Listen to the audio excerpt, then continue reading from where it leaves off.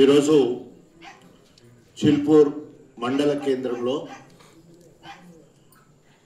ఈ రోజుతో మరి స్క్రూటినీ అయిపోయి అదేవిధంగా ఎవరైనా విత్డ్రాల్ ఉంటే ఈరోజు విత్డ్రాల్ కూడా చేసుకున్న తర్వాత ఫైనల్ లిస్టు ఆయా కేంద్రాలలో జరుగుతూ ఉన్నాయి.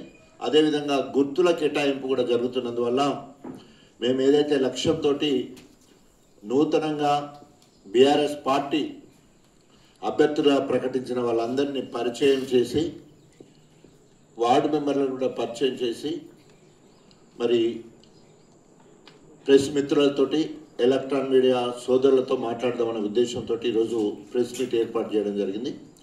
ముందుగా మరి తెలంగాణ రాష్ట్ర సాధన కోసం, తెలంగాణ ఉనికి కోసం, అస్తిత్వం కోసం, ఆత్మగౌరవం కోసం, అభివృద్ధి కోసం ఏర్పాటు చేసిన బీఆర్ఎస్ పార్టీగా మరి భారతదేశంలోనే నెంబర్ 1 రాష్ట్రంగా 10 సంవత్సరాలు అత్యున్నత పాలన అందించిన కేసీఆర్ గారి నాయకత్వంలో ఈరోజు బీఆర్ఎస్ పార్టీ ముందుకెళ్తుంది.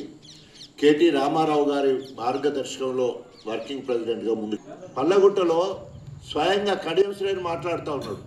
అసలు ఏమైనా ఇంకిత జ్ఞానం ఉందా కడియం శ్రేణి గారికి?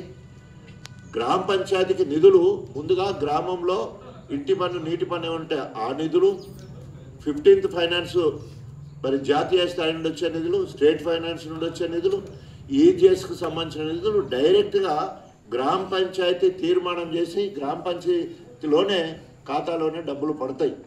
ఆ మాత్రం పరిజ్ఞానం లేకుండా బ్లాక్మెయిల్ చేసి ఎమ్మెల్యేలు, ఎంపీ మేమున్నాం, మాకు ఓటెత్తని అని చెప్పేసి ఈరోజు మరి మసిబూసి మారడికాయ చేసి బ్లాక్మెయిల్ చేసే కార్యక్రమం చేస్తున్నారు. ఈరోజు అధికార దుర్వినియోగంతో బెదిరించి అదిరించి నవీన్ నాయక్ను అక్కడ యునానిమస్గా డిక్లేర్ చేయగానే గార్లగడ్డ తండ నుండి ఎత్తుకపోయిందట. సిగ్గుండాలి. అరే నువ్వు అధికార పార్టీలో ఉన్నావు, ఎంత గ్రేట్గా ఉండాలి, ఊర్లో ఉండాలి, గెలిచినట్టే ఊర్లో ఎగరాలి, దునకాలి, డప్పు సప్పుళ్ళు ఆరతులు పట్టాలి. ఇది వదిలిపెట్టేసి దొంగచాటుగా ఎత్తుకపోయి దాచడానికి ప్రయత్నం చేయడం. మళ్ళీ రేపు తెల్లారంగా వస్తాడు, ఆయనే వచ్చి కడియం శ్రేణి దిష్టి బొమ్మ తగలబెడతాడని చెప్పేసి హెచ్చరిస్తూ ఉన్నాం. కాబట్టి ప్రజల్లో గందరగోళం సృష్టించాలని చూసే కడియం శ్రేణి పప్పులు ఉడకవు. ఎందుకంటే ఆయన అనుకుంటాడు, నేను ఇంకో మాట కూడా అంటాడు, ఇంకా నేను 3 ఏళ్ళు ఉంటా అంటున్నాడు, ఇంకా 3 సంవత్సరాలు ఉంటానని మురుస్తుండు. నేనేమంటున్నానంటే ఇంకా 3 నెలలు మాత్రమే కేర్ ఆఫ్ గన్పూర్, 3 నెలలు మాత్రమే కేర్ ఆఫ్ గన్పూర్, తర్వాత కేర్ ఆఫ్ పర్వతగిరి. ఎందుకంటే కేసీఆర్ గారు చెప్పిన దాని ప్రకారం ఆయనకు రాజకీయ సమాధి కడతాం, తప్పకుండా పర్వతగిరికి పంపిస్తాం. ఆయనే చెప్పిండు, నాకు రాజకీయ జన్మనిచ్చింది గణపురం అన్నాడు. సో జన్మనిచ్చిన తర్వాత ఆ మంచి పేరే ఉండాలి, ఇక్కడ ఆయనను పర్వతగిరి పంపించేస్తాం తప్పకుండా. సో త్వరలో మరి ఆయనకి ఇక్కడ గన్పూర్లో అడ్రస్ ఉండదు.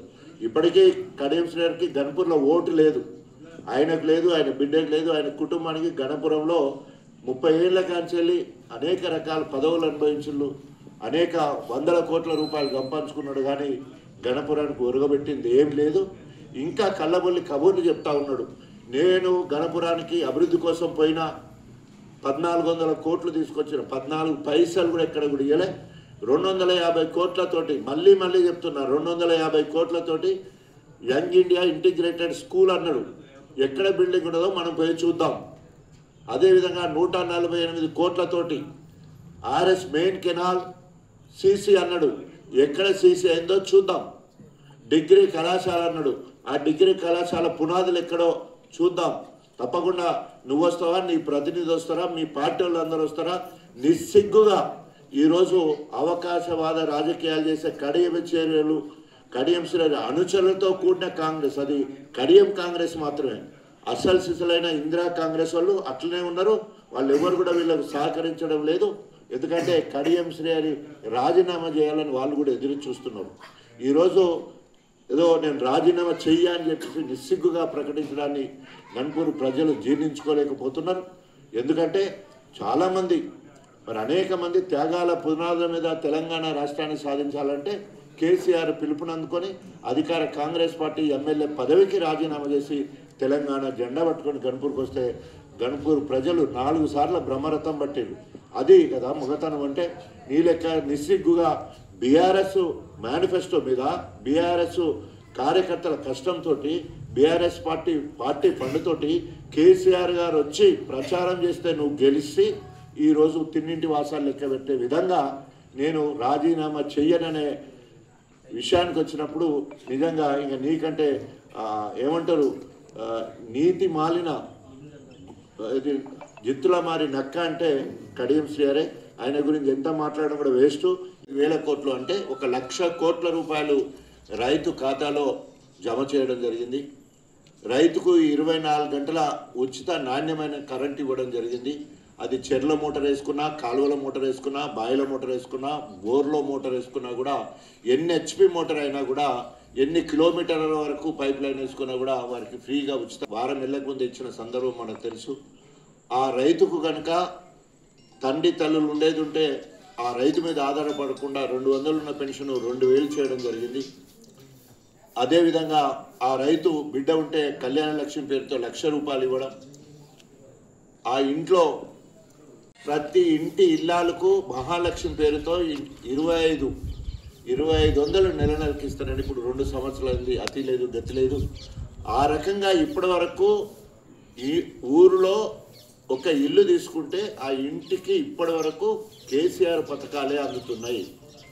ఒక ఊరు తీసుకుంటే ఊర్లో గ్రామ పంచాయతీ భవన్, ట్రాక్టరు, ట్రాలీ, ట్యాంకరు, నర్సరీ, పల్లె ప్రకృతి వనము, అదేవిధంగా శ్మశాన వాటిక, అదేవిధంగా క్రీడా ప్రాంగణము, తర్వాత పాడుబడ్డ ఇళ్ళని తీసేయడము, బుషెస్ ఎక్కడైతే దోమలు ఈగలకు పాత బాయిలు కూడిపోయడం ఇవన్నీ కూడా చేసి శుభ్రతలో గ్రామం ఫస్ట్ వచ్చే విధంగా మౌలిక సదుపాయాలు అన్నీ కూడా కల్పించి సెగ్రిగేషన్ షెడ్, డంపింగ్ యార్డు ఇట్లాంటి అనేక కార్యక్రమాలు ఊరుకు చేయడం జరిగింది.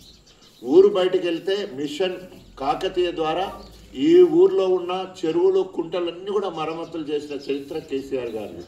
ప్రతి చెరువు నింపిన చరిత్ర కేసీఆర్ గారిది. అదేవిధంగా ప్రతి ఊరికి సంబంధించిన బీటీ రోడ్లు ఇక్కడి నుంచి వెళ్ళి మన ఒక చిలుపూరు తీసుకుంటే ఇక్కడి నుండి మనం కిష్టాదిగూడెం రోడ్ వేసుకోగలిగినాం. తర్వాత సెంట్రల్ లైటింగ్ తీసుకొచ్చేసి పెద్ద ఎత్తున మనము రోడ్ వైడనింగ్ చేసుకోగలిగినాం. ఇక్కడ చిలుపూరు అనేక రకాలుగా అభివృద్ధి జరిగిందంటే మొత్తానికి మొత్తము బీఆర్ఎస్ ప్రభుత్వ హయాంలోనే జరిగింది. కాబట్టి ఓటు అడిగే హక్కు బీఆర్ఎస్ పార్టీకి ఉంది, బీఆర్ఎస్ కార్యకర్తలకే ఉందని చెప్పేసి మనం తప్పకుండా ఇంటింటికి పోయి ఓటు అడిగే హక్కు తప్పకుండా బీఆర్ఎస్ పార్టీ బలపరిచిన అభ్యర్థులకు ఉంది. బీఆర్ఎస్ పార్టీ కార్యకర్తలు గొప్పగా ధైర్యంగా గల్లా ఎగిరేసి ఇంటింటికి పోయి ఓటు అడగవచ్చు. కానీ ఇవాళ కడియం శ్రీహరి సిగ్గు శరం లేకుండా బ్లాక్మెయిల్ చేస్తూ ఉన్నాడు. ఈరోజు గ్రామ పంచాయతీకి నిధులు కావాలంటే ఎమ్మెల్యే ఎంపీ ఉంటేనే వస్తాయి అంటాడు. ఇంకిత జ్ఞానం లేదు. ఈరోజు 15th ఫైనాన్స్ పేరుతోటి 3,000 కోట్ల రూపాయలు కేంద్రం దగ్గర పెండింగ్లో ఉన్నాయి. అది ఎంపీతోని ఎమ్మెల్యే అంటే రావాలి కదా, మరి ఎందుకు రాలే ఇప్పటి వరకు? నిస్సిగ్గుగా 2 సంవత్సరాలైనా ఎలక్షన్లు పెట్టలేని దీన స్థితిలో ఇవాళ కాంగ్రెస్ పార్టీ ప్రభుత్వం ఉన్నది. ఎక్కడ ఎలక్షన్లు పెడితే ఓడిపోతామనే భయంతో ఇన్ని రోజులు ఎలక్షన్లు పెట్టలే. 42% బీసీలకు రిజర్వేషన్ అని మోసం చేసి నకిలీ జీవోలు ఇచ్చి ఈరోజు బీసీలకు ఏమంటారు గుండు సున్న పెట్టి ఇవాళ ఎక్కడ కూడా బీసీలకు న్యాయం జరగని పరిస్థితి. ఎక్కడో 42% కాని నుండి ఎక్కడికి పడిపోయిందంటే 17% రిజర్వేషన్లు ఇచ్చే కాడికి వచ్చింది బీసీల పరిస్థితి. సో ఈరోజు ఎప్పుడు గ్రామ పంచాయతీ ఎన్నికలు వచ్చినా మా కర్రు కాల్చి వాత పెడతారనే భయంతో 3,000 కోట్ల రూపాయలు తీసుకురాలేక మరి జనవరికి అయితే మురిగిపోతాయనే ఉద్దేశంతో హడావుడిగా ఎన్నికలు పెట్టడం జరిగింది.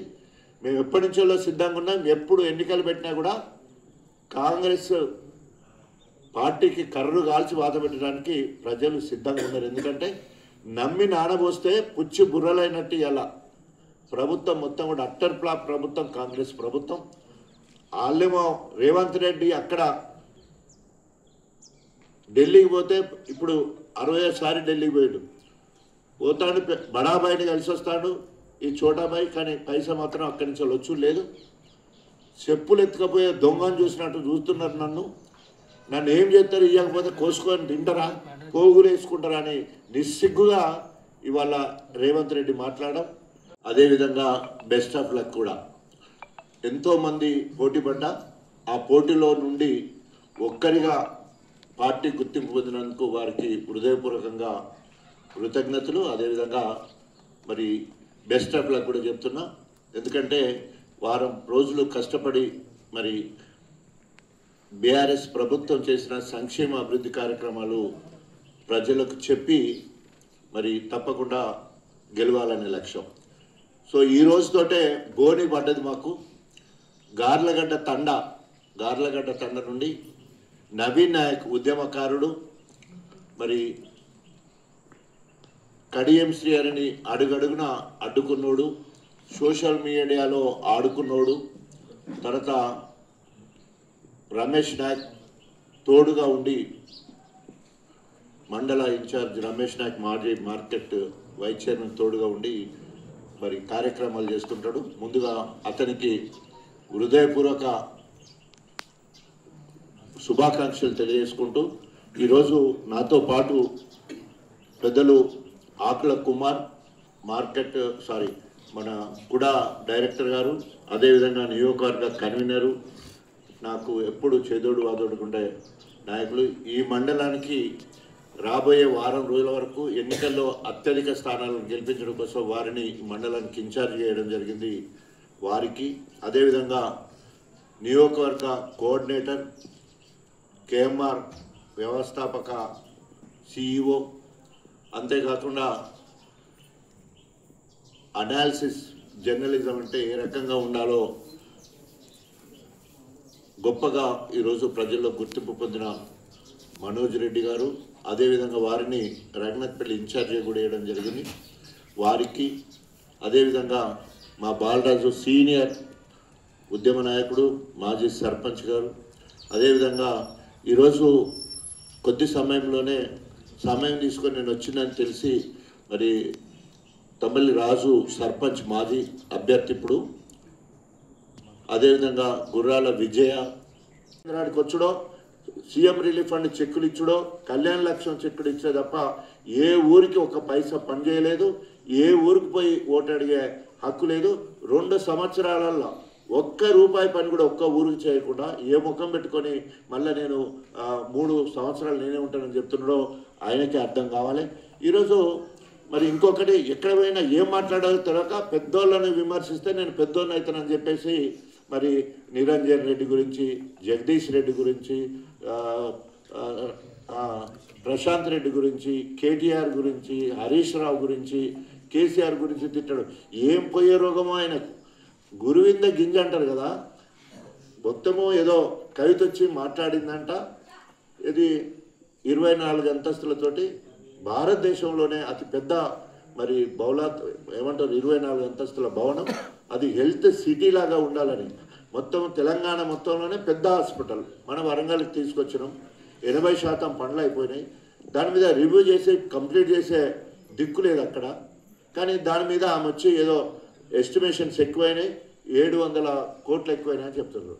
మరి ఈ గణపురం నియోజకవర్గంలో Uppugal main canal, Uppugal reservoir Kanchelli main canal 476, దయచేసి ప్రెస్ మిత్రులు ఇది క్లియర్గా రాయాలి. ఎందుకంటే 476 కోట్లతో అయిపోతుందని గతంలో ఇచ్చిన ఎస్టిమేషన్కు 520 కోట్లు పెంచి, అక్కడ దాన్ని అన్నావు కదా, 525 కోట్లు పెంచి 1001 కోటి రూపాయలతోటి మరి అప్రూవల్ తీసుకోవడం జరిగింది. దీన్ని ఏమంటారు మరి, అక్కడ జీవీఆర్ కాంట్రాక్టరు కడియం శ్రీహరి బినామీ అనేక సంవత్సరాల నుండి మరి ఆయనను పెంచి పోషిస్తున్న కడియం శ్రీహరి గారు, నీ దగ్గర గురువిందకి నీ దగ్గర నల్ల మచ్చబెట్టుకొని ఎవరెవరి గురించో మాట్లాడుతావు, కవిత గురించి మాట్లాడుతున్నావు కదా. ఒకవేళ కనుక కవిత గారు గణపురంకి వచ్చేది ఉంటే నీ బండారం బయట పెడుతుంది. ఎందుకంటే ఆయన ఎన్నిసార్లు కడియం శ్రీనాథన్ కవితక్క దగ్గర పోయి ఏమేమి తెచ్చుకున్నదన్నీ కూడా కవితక్క బయట పెడుతుంది తప్పకుండా. ఎందుకంటే తెలంగాణ ఉద్యమానికి నష్టం చేసిన వాళ్ళను, మోసం చేసిన వాళ్ళను కవితక్క నిలదీస్తుంది అక్కడికక్కడ. సో కాబట్టి ఉద్యమకారుల పక్షాన కవితకు ఉంటుంది. ఏదేమైనా కూడా గణపురానికి కనుక వస్తే మాత్రం కడియం శ్రీనాథ్ కథ చెప్పుడు మాత్రం పక్కా. ఎప్పుడు వచ్చినా కూడా కవితక్క కడియం శ్రీనాథ్ కథ చెప్పడానికి అవకాశం ఉంది. తర్వాత ఈరోజు సర్పంచ్లు వాళ్ళ పీరియడ్ అయిపోయి దాదాపు 2 సంవత్సరాలు కావస్తుంది. అనేక మార్లు వాళ్ళ బిల్లులు కావాలని సెక్రటరేట్ పోయి ధర్నాలు చేస్తే వాళ్ళని అరెస్ట్ చేసి సర్పంచ్లను అరెస్ట్ చేసి జైల్లో పెట్టిన చరిత్ర రేవంత్ రెడ్డి ప్రభుత్వానికి. యూరియా కావాలని రైతులు ధర్నా చేస్తే జైల్లో పెట్టిన పరిస్థితి, రైతులను జైల్లో పెట్టిన పరిస్థితి. యూరియా ఇవ్వలేని నిస్సిగ్గు కాంగ్రెస్ ప్రభుత్వం.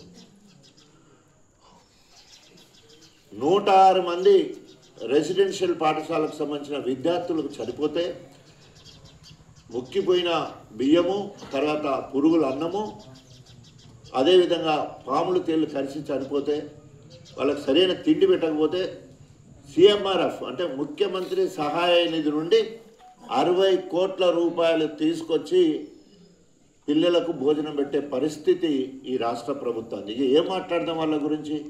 దాదాపు 164 మంది ఆటో డ్రైవర్లు చనిపోయినలు. వాళ్ళ నోటికాడి బుక్క మరి గుంజుకొని సంవత్సరానికి 12,000 ఇస్తాను, ఇప్పటి వరకు వాళ్ళకు ఒక్క పైస ఇవ్వలే.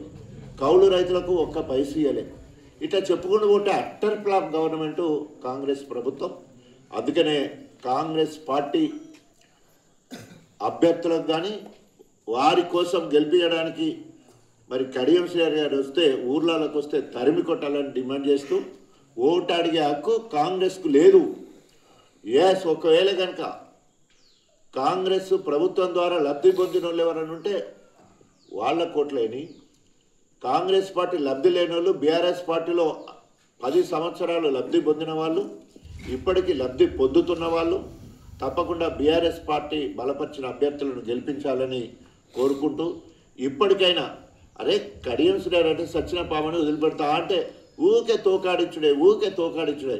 ఇక దాన్ని కూడా కనబడకుండా మరి పొడిసే రోజులు దగ్గర పడ్డాయని చెప్పేసి హెచ్చరిస్తూ కడియం శ్రీహరికి రాజీనామా చేసే వరకు వేటాడతాం, దప్పు కొట్టుకుంటూ దర్వేసుకుంటూ మా అభ్యర్థులను గెలిపిస్తామని చెప్పేసి తెలియజేసుకుంటూ సెలవు తీసుకుంటాం. జై తెలంగాణ. చరిత్ర సృష్టించినోడు